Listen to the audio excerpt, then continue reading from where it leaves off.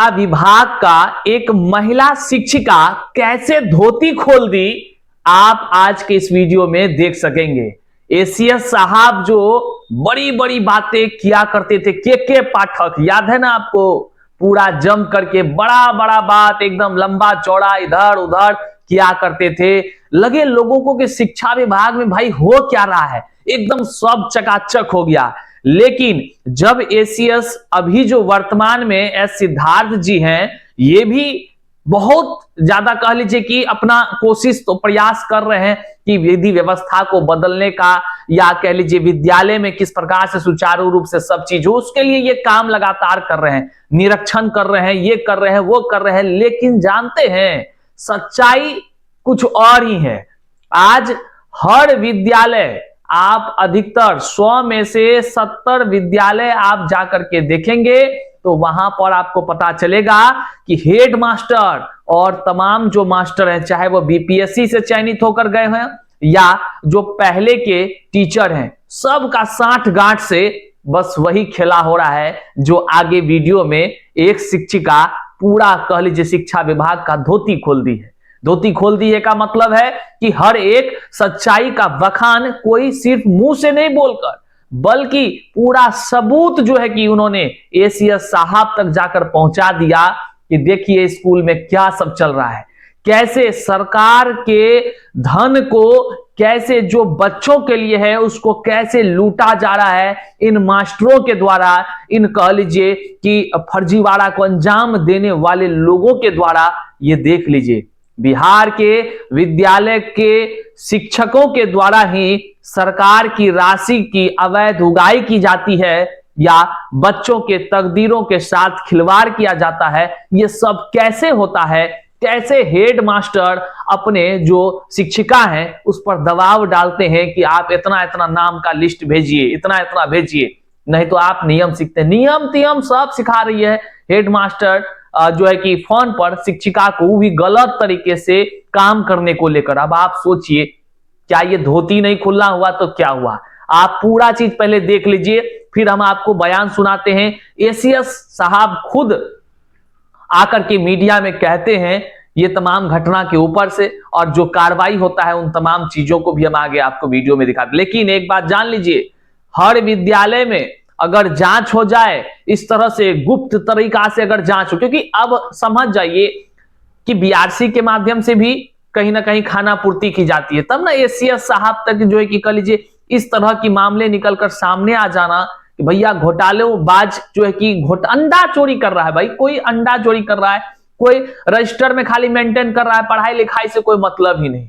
आप जाकर देखिए, अरे कक्षा 11 से 12 का अगर सही से जांच हो ना तो सब कुछ, अभी तो धोतिये खुला है, क्या क्या नहीं खुल जाएगा, ऐसा सब स्थिति है। कक्षा 11 से 12 में 10+2 में आप जाकर देखेंगे तो मेरे नजर में कई सारे विद्यालय हैं जहां के बच्चे जुड़े हुए हैं। पूछते हैं तो पता चलता है कि मोबाइल पर व्हाट्सएप ग्रुप बना हुआ है, कभी कोई जांच आने वाला होता है तो फट से पहले ये कह दिया जाता है कि बच्चा सब आ जाना, फटाफट बच्चा सब पहुंच जाता है। पढ़ाई लिखाई कुछ नहीं, कुछ नहीं, और ना ही बच्चा और बच्ची लोग जाती हैं, कोई नहीं। जब जरूरत पड़ा तो बस व्हाट्सएप पर मैसेज गया, बच्चा भी हाजिर है, मास्टरों फोटो खिंचा लिया, एकदम सब कुछ टनाटन है। ऐसे में सरकारी धन को सरकारी आदमी लूट रहा है, बताइए। हालांकि कार्रवाई तो हुई है, क्या कुछ है पहले आप देख लीजिए इस मामले को, आप फिर समझिए बिहार में किस प्रकार से शिक्षा व्यवस्था है। हेलो, हाँ मैडम, आज बच्चा गुड कम आया मॉर्निंग। है। हाँ, बहुत कम आया है बच्चा लोग। हाँ तो बच्चा कम आया तो कल का अटेंडेंस मेंटेन करके देना है, एकदम डाउन नहीं करना है। तो आज अगर बच्चा नियम नहीं आया भी, जानती हैं मैडम तो नियम को जानिए। तो आज फेस्टिवल है तो उसको लेकर के नहीं ना आया है बच्चा लोग भी। फेस्टिवल है तो लेकर के, अब कल का मेरा 356 का, आप ही का क्लास, अपना ही क्लास का आप रिपोर्ट देखिए ना। हाँ। 356 का रिपोर्ट है, कल आए थे एमडीएम प्रोवाइड, और आज सीधे हम 100 या 50 का आंकड़ा नहीं भेज सकते हैं, वो सीधे सबका कटिंग हो जाएगा, सबका छात्रवृत्ति पैसा खत्म हो जाएगा। तो फॉल्स कैसे देंगे मैडम? सुनिए, कभी आप एचएम बनिएगा तो आपको बहुत लेके चलना पड़ेगा मैडम। आप ऐसे तानाशाही वाला युग नहीं है कि मतलब जो नहीं आया आज सबका हम काट देंगे। अरे जो बच्चा हमारा डेली आता है, किसी फेस्टिवल कुछ गांव में हो गया तो नहीं आया, तो वैसे हम वैसे करेंगे, बताइए आप। तो इतना हम फॉल्स अटेंडेंस कैसे देंगे मैडम? बच्चा तो हमारा डेली आवे करता है। तो आज आता नहीं बच्चा? आया है तो आज का नहीं आया रिपोर्ट तो में आज कैसे मेकअप देंगे? न करेंगे? कहाँ मेकअप करेंगे? कैसे एकदम करेंगे मेकअप हम? कहाँ मेकअप करेंगे इसको? कैसे आप सोच रही हैं? कहाँ से बात कर रही हैं आप? हैं? बहुत जल्दी समय बदलता है मैडम, वो ऐसा तो मत समय तो सोचिए। बदलता ही है, उसके लिए थोड़ी है, समय परिवर्तनशील है ही। आप क्या एचएम नहीं बनिएगा? अब हम बनेंगे तो हम क्या करेंगे, बनेंगे वो तो तो उसी क्या समय ना करेंगे? वो तो पता अभी करा। दिख रहा है कि हाँ। एक दिन रहेगा मेरा 400 है, दूसरे दिन हम कर देंगे 50 बच्चा, किसी तो कारण नहीं आएगा तो हम सबका काट देंगे। तो जितना बच्चा हम उतना ही ना देंगे अटेंडेंस। नहीं, मेकअप कल का रेशियो के अनुसार पड़ता है। तो कल का रेशियो के हिसाब से 356 था। कल 356 था, आज तो का आज रहेगा का कितना 250 देना रहेगा, होगा? 250 पौने 300 करके दीजिए अटेंडेंस। सीधे हम घटा के नहीं कर सकते हैं। हाँ, उतना अटेंडेंस कैसे फिर देंगे? कैसे देंगे वो आप समझिए। मतलब कल जो आया उसके हिसाब से आज अटेंडेंस दें? हिसाब से नहीं, उसके रेशियो में पड़ता है। एक दिन आपके यहाँ 350 आया, एक दिन आ गया 50 बच्चा।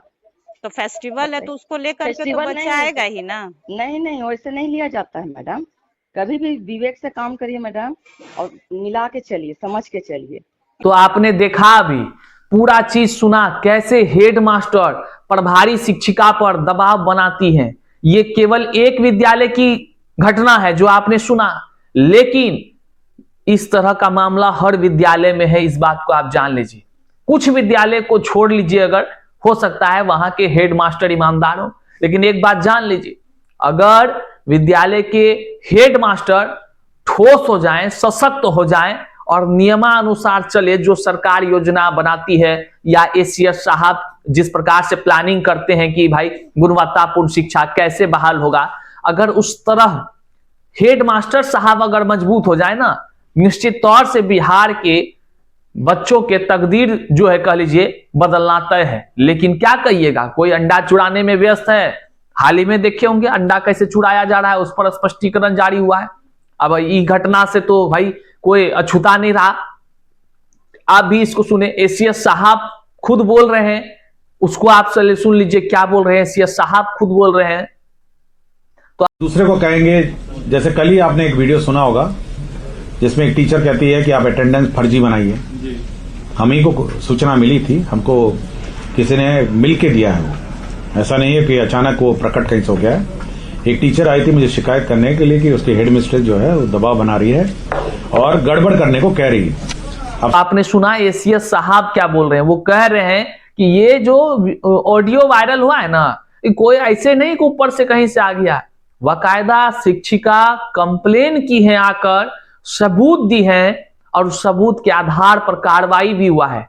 लेकिन सबसे बड़ा सवाल है कि यहां पर एक शिक्षिका जो है इतना हिम्मत की है, इसके लिए इनके जज्बे को सलाम है। लेकिन क्या और भी बिहार में कोई शिक्षक है जिसका जमीर जिंदा है, जो इस तरह का उद्भेदन कर सकता है?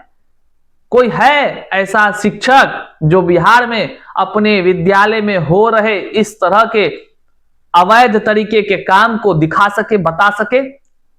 शायद कोई होगा, हमको तो नहीं लगता है। कई सारे विद्यालय में यही हो रहा है। बच्चा आता है 50, बिल बनाकर ना अटेंडेंस सीट या कह लीजिए जितने भी तमाम कागजात है सब में जो है बढ़ा चढ़ाकर भेजा जाता है। कक्षा 11 से 12 का तो भैया बात ही मत करिए। सरकार योजना कितनों बना ले, अगर हेड मास्टर और मास्टर सब अगर सही नहीं रहेगा ना, तो कहीं से कोई तरह का बदलाव नहीं आने वाला है। जाकर पता करिए 10+2 में। देखिए एसीएस साहब, आपके सामने एक यह जीता जागता उदाहरण है कि कैसे आपको, आपके शिक्षा विभाग को कैसे मूर्ख बनाया जाता है इन हेडमास्टर और शिक्षकों के द्वारा। आप जरा सा देखिए, कोई अटेंडेंस पर साइन कर रहा है अपना, कोई घर बैठले जो है कि मौज कर रहा है। बहुत सारे ऐसे बातें हैं जिसको कि अंदर से अगर पकड़ा जाए, देखिए सड़ा चीज कहाँ है। आपके टोकरी में अगर सेब है और सेब में से एक वो सड़ा हुआ है, तो आप जो है कि पूरा टोकरी को इधर उधर देख रहे हैं तो उससे नहीं मिलेगा, आपको उस सड़ा हुआ सेब को निकालना पड़ेगा। इसी तरह पूरे आप सारा चीज में इधर उधर करके जो है कि योजना बना रहे हैं, उससे नहीं होगा।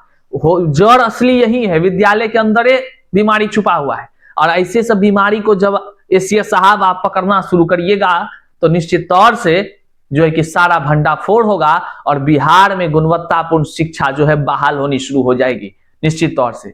इस वीडियो को आप जन जन तक शेयर करिएगा, चैनल पर नए हैं तो सब्सक्राइब कीजिएगा और अपने तमाम सोशल साइट्स पर एक बार इसको शेयर करिएगा, यह कहते हुए कि देखिए शिक्षा विभाग का कैसे एक शिक्षिका ने बस एक हिम्मत दिखाई है और सरेआम खुलेआम जो है कि शिक्षा विभाग के क्या घट रहा है उसके अंदर, कैसे सरकारी धन को अवैध तरीका से जो बच्चों को मिलना चाहिए था वह जो है कि केवल खाना पूर्ति करके निकाला जा रहा है, इसका खुलासा एक शिक्षिका ने की है। उनके जज्बे को सलाम करिएगा और उस तरह से खुलासा करने की हिम्मत और भी शिक्षकों में हो, ऐसा बात करते हुए शेयर करिएगा। मिलते हैं अगले वीडियो में, तब तक के लिए जय हिंद।